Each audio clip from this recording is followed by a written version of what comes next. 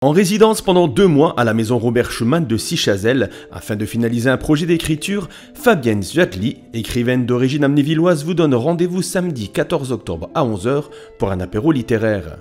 Nous l'avons rencontrée à quelques jours de cet événement, qu'elle attend avec impatience. Je m'appelle Fabienne Zwiatli, je suis amnévilloise, née à Amnéville il y a pas mal de temps. Je suis née dans les années 60, donc j'ai 63 ans. Et je suis écrivaine et j'ai quitté la Lorraine assez tôt, vers l'âge de 17 ans, pour aller vivre une vie ailleurs. Mais Amnéville traverse pas mal de mes livres, de manière des fois très directe ou plus indirecte. Et là, je suis assez contente d'être vers la médiathèque, mais surtout vers mon ancienne école, ce qu'on appelait l'école protestante, puisque nous étions entre protestants. Et c'est une école primaire et c'est un souvenir très très fort. C'est là que j'ai appris à écrire, à lire, à rêver, à élargir un peu l'horizon, parce que dans les années 60 quand même, c'était un petit horizon Amnéville là.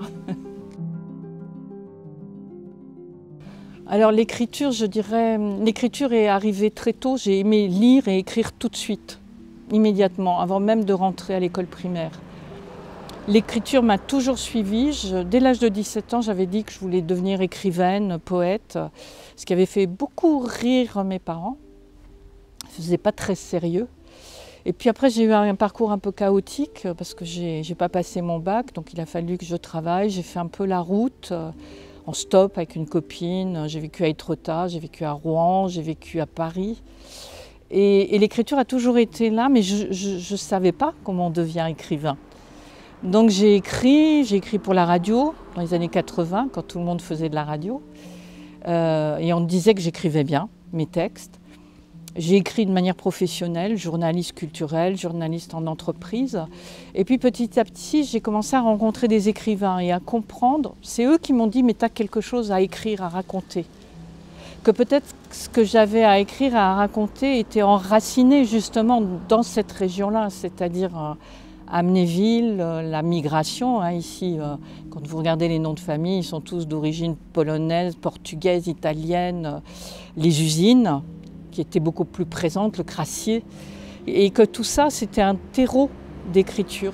Et c'est comme ça que j'ai écrit un premier livre qui s'appelle Gagner sa vie. Mais j'avais déjà 45 ans, ce qui est tardif. Mais je dois avouer que depuis, c'est un cadeau, parce que je n'étais pas sûre de pouvoir publier.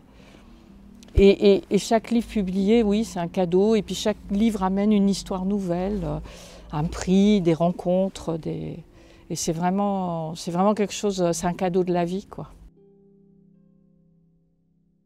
Alors, Amnéville, la Lorraine, ou plutôt la Moselle, on va dire, traverse bien 4 de mes livres. Le travail est un sujet sur lequel j'aime beaucoup écrire aussi.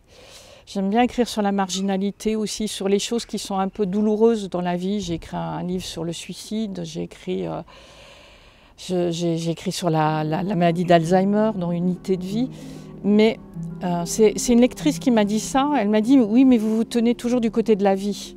C'est-à-dire je parle de thématiques difficiles, mais on sent que c'est du côté de la vie, de l'humain. Et peut-être dans mes livres, ce qui m'intéresse, c'est les gens modestes, c'est les gens comme vous et moi. C'est quelque chose qui m'intéresse plus que le faste. Oui, j'aime bien ce qu'on appelle les petites gens, mais ce n'est pas un terme très élogieux. Pour moi, c'est émouvant. C'est émouvant parce que c'est une ville, quand j'étais adolescente, je lui ai tourné le dos volontairement, violemment, je dirais presque. Et j'y suis revenue parce que mes parents étaient là. Chaque fois que je reviens, je fais le tour de toute Amnéville, Je vais me balader partout et je vais voir si les lieux ont changé ou pas. Pas une fois où je ne vais pas rue Fridtjof Nansen voir la maison de mes parents, qui maintenant appartient à quelqu'un d'autre. Et ce que j'attends, je ne sais rien. C'est peut-être la curiosité des personnes qui seront là. Et moi, je suis curieuse aussi. C'est pour ça que ma résidence avec la maison Robert Schumann, on a appelé ça cartographie du souvenir. C'est en fait, j'ai envie de retourner dans des nombreux lieux où j'ai été ici, mais peut-être en acceptant que les choses ont changé.